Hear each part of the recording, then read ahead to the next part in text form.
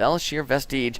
And so we're going to be coming onto this game here. ZergArmy going to be the blue Protoss spawning on the bottom right-hand side. He's currently down 0-2 in this series. He needs to find some way to come back versus infBacon, who is spawning in the top left-hand position. He's going to be the purple Terran at the 11 o'clock.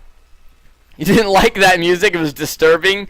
I apologize. So infBacon just looked so strong here. This was ZergArmy's map choice, and I want to take a quick look around why exactly here. Once again, the Reaper expand, good for scouting, not really good. You know, Reapers can't really do all that much damage on this map due to the high cliff face here.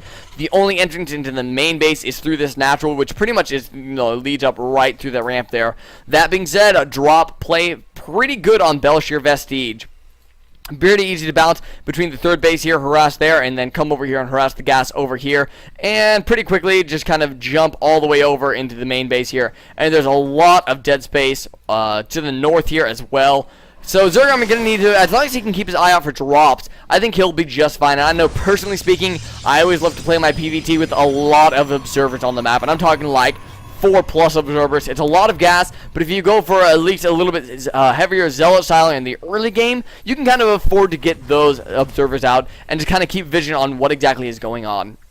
infBacon going to once again open up with the barracks gas here, but we've seen out of him, this does not necessarily mean it is going to be Reapers here. The last time that he opened this up in game number 2, his play was actually a little bit disturbed. He was going for that, I believe, I don't even know, he had a mine out defensively, so I think it was actually going to be just a Hellion drop that kind of got disrupted a little bit, but once that he did finally get it over into his opponent's base, it was able to do actually a little bit of damage there. So I think that he might be going for the same thing here, and yes, he is going to, because that is going to be a no. It's going, okay, no, never mind. It is going to be a Reaper coming out first here. Originally it was Marine, that was canceled off. Now it's going to be a Reaper. Orbital command. I wonder what the decision on that was. Maybe that was just kind of an instinct thing, like maybe a Marine and be like, oh wait, no, that's not what I meant to do. First unit out, once again, going to be the Zealot for the Protoss player here. Just going to be kind of doing a standard opening. Zealot Stalker, 2 guys on each gas here, just like the previous games. And everything going to be opening up pretty standard. We don't have any proxy reactors or proxy gateways. Belshir Vestige, kind of known as the cheese map. And it is just going to be a plain old Reaper expand. A reactor going down into the barracks to start getting some extra Marines out for defense. Everything looking pretty standard over on infBacon's side of the map. On the bottom right-hand side here, once again, well, I guess everything's standard, nothing real of note here. Pylon is going to already be placed on that northern side of the base here, just in case of early drops. The drops wouldn't be coming in for about another 2 or 3 minutes here, but that Pylon is already in position just in case. The Reaper immediately going to see this Nexus going down. He's actually going to get a probe kill, and I mean, hey, when you're expecting something to do absolutely no damage, getting some damage done is nice, but oh my goodness, that Reaper getting away with just 10 hit points left. That is so frustrating as a Protoss player, because that Reaper is invaluable scouting later on in the game here. And he's just going to kind of run around the map. He's going to take this watchtower, and everything's going to be good in the world. Actually, this Stalker is going to be giving chase. Is he going to be able to pick off that Reaper? No, Reaper, he knows what is up, and ooh, I think we might be seeing Dark Shrine play out of ZergArmy, because he has that Twilight Council down on the map. And you know what? When behind, go Dark Shrine. And currently, he's not behind in the game, but he is behind in this series. So we'll see if that is going to be what he's going to be doing. There is some kind of weird charge slot openings that you can do. But I think off of just one gateway and instantly into a Twilight Council with the Nexus down, I highly doubt that's going to be what it's going to be here. It almost has to be Dark Templar play. Reaper, oh man, this is kind of bad. This is kind of bad. This Reaper's going to actually, I think, scout this out. Reaper going to be running up into that main base there. What is he going to see here? Going to immediately be running down south here. Going to get a scout around the bottom side of the... And oh man, that rally point set right next to that Twilight Council. Is the Reaper going to die? No, he's not. And he sees the Dark Shrine. So now Bacon going to be completely prepared for this. Is ZergArmy going to continue on with this? Well, there's no real reason to cancel it out. Because you can still get the Dark Templar out. You can still force, a little bit of harassment. You can force the missile turrets. Maybe even an extra bunker somewhere. You can force a little bit of a wall off. You just kind of make your opponent a little bit uneased. I mean, nobody, even if we're prepared against it, it's like Cloaked Banshees. Nobody likes going up against Cloaked Banshees. Nobody likes going up against Dark Templar. So just going to keep that Dark Shrine on the map, just because there's really no point in canceling it and losing those resources. It's going to allow him to at least get a little bit of an economy up. because it's pretty difficult to be able to drop against a player who has Dark Templars out on the map, just because then you have to save up the scans as well, and you really want that scan energy to go instead towards the muling power, which is what we're going to be seeing Infinite Bacon here do. So probably just going to turtle up for a little while longer here, not going to be doing anything too crazy. We are going to be going into charge lots here, and oh man, the Dark Shrine actually is going to be canceled there, and the cancellation on the Dark Shrine is going to be scouted out, so maybe if he could have waited a little bit longer on that would have been alright, but excuse me. So, I mean, ZergArmy just kind of revealed that, oh, I'm going Dark Templar, and then he revealed, by the way, no, never mind. He may as well just kind of typed in the chat, hey, I'm canceling this. And it would have been pretty much the same effect. I mean, Infinite Bacon knows at this point that there's going to be no Dark Shrine. And in the meantime, ZergArmy going to be laying down a double forge, so he's looking a little bit more towards the mid game. I actually do like charge lots. I just thought it was weird that he was going to be going for it off of one gateway. This is an Artosis pylon if I've ever seen it. But charge lots with a couple of extra gateways here. Not a bad opening. That being said, he does not have the sentry count on the field that he needs. That's when the charge lot opening gets alright, is when you have sentries and the charge lots. In this case, he really only has this one sentry, and if that gets picked off, then there's going to be no guardian shield, and there's going to be a little bit of a problem here. 1-1 upgrades just now starting, which means that that's a lot of resources invested that he's not going to be able to use to warping units for a defense against this attack. Stim not, oh actually yes, Stim is just 5 seconds away from completing, so this is a great timing attack out of Infinite Bacon. I don't think it's going to be able to outright kill off ZergArmy, but I think it could definitely do a little bit of damage here. 5 charge lots are on the map right now. Just going to be holding off on that Stim and actually just going to force the photon overcharge and run back home. Storm is now starting up. Infinite Bacon did not want to press this advantage. If he loses all of these units, it's actually a pretty big deal. That being said, there's a decent standing army right now. He might have been able to kill this off, but with additional warpins and with the photon overcharge, I think it would have just been a little bit too much.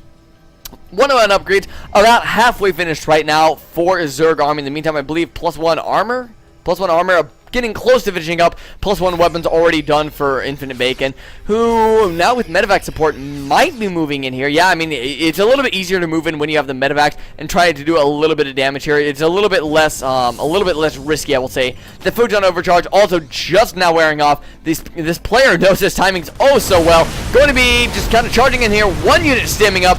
Second photon overcharge goes down. Storm's just about to finish up. Oh, he needs to be careful. Probably going, no, not going to feedback. He just wants all the storm capability that he can possibly get here.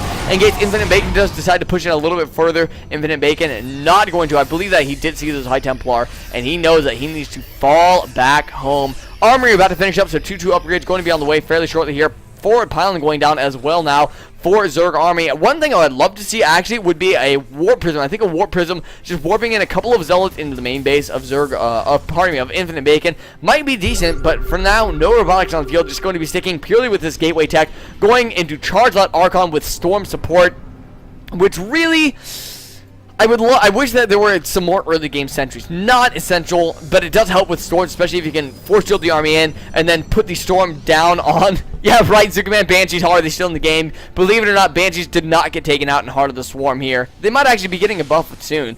I'll talk about that a little bit after this game here.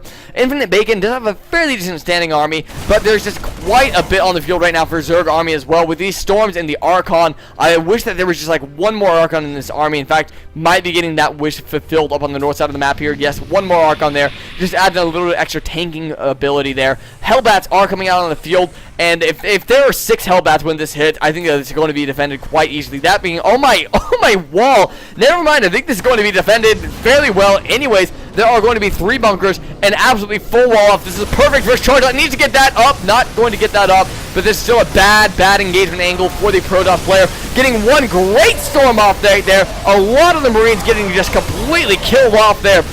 Second storm goes down, but still ZergArmy cannot engage into this without something to be able to take out this wall from a distance. He needs stalkers, but he can't really afford the gas to do that there. Oh, never mind. Yes, he can. He has all his stalkers in the world right now. Going to completely let down the... Whoa, needs to be really careful there. I think he was trying to let up this one supply depot. Almost let the entire Protoss army in.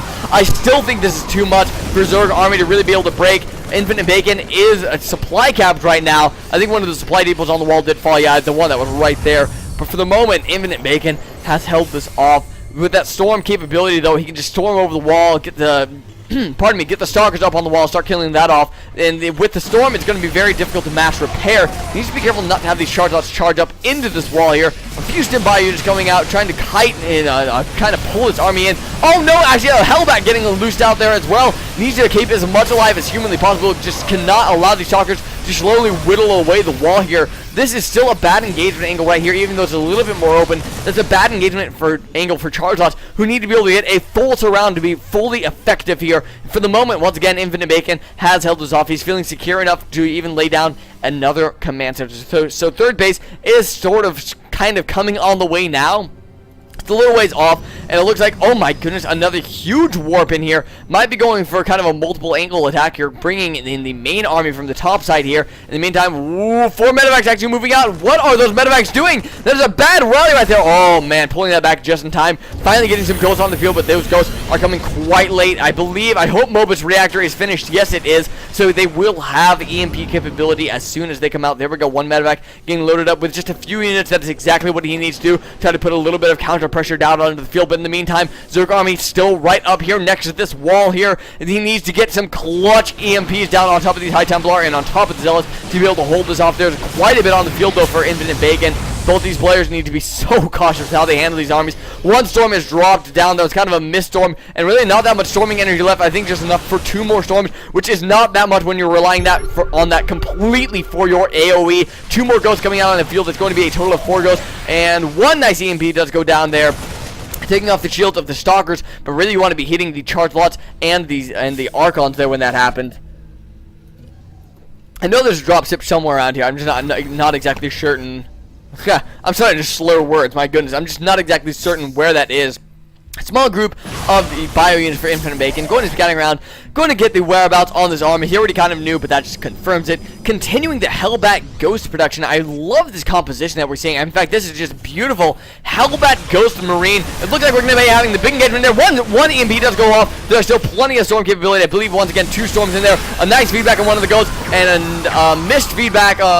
Never mind that, but there was a nice feedback on the second ghost as well. And now no EMPs left, but I don't think there are any storms left either. No, there are not. So there's a bio army just going to be cutting back with the Hellbats in front. They might be able to do quite a bit of damage to these Zealots. Zealots going to need to be very careful. The Archons need to get to the front there instead of shooting down that orbital command. And it looks like infBacon going to be able to take out this army with relative ease. The entire army for ZergArmy falling down 141 to 70 supply. infBacon ripping through. GG 3-0 for infBacon. He's going to win this tournament.